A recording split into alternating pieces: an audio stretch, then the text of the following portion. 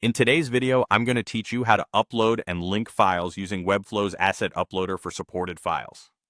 If you've ever found yourself wondering how to efficiently manage file uploads and provide easy access to PDFs or zips for your website visitors, you're in the right place. This step-by-step guide will show you how to do just that, using Webflow's intuitive platform to streamline the process. Let's begin by talking about uploading your files. The first thing you'll want to do is open your Webflow project and navigate to the Assets panel.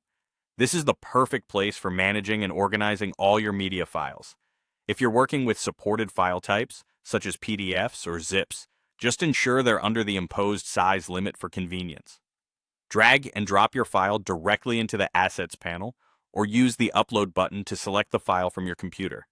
Webflow takes care of the rest, adding your file to your project's media assets.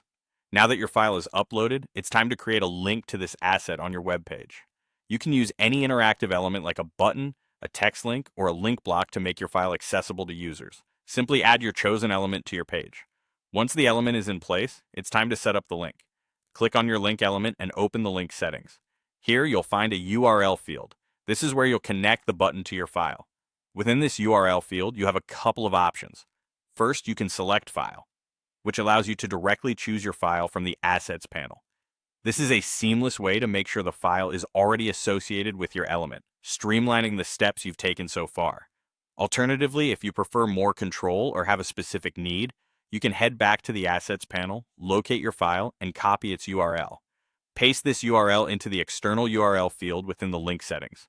Either method will work just fine depending on your preference. The final step is perhaps the most exciting. It's time to publish and test your website to make sure everything is working correctly. Once you've published your site, don't forget to click on the link you've created. This will allow you to verify that it indeed triggers a download of your file, so your visitors can access it without any hassle.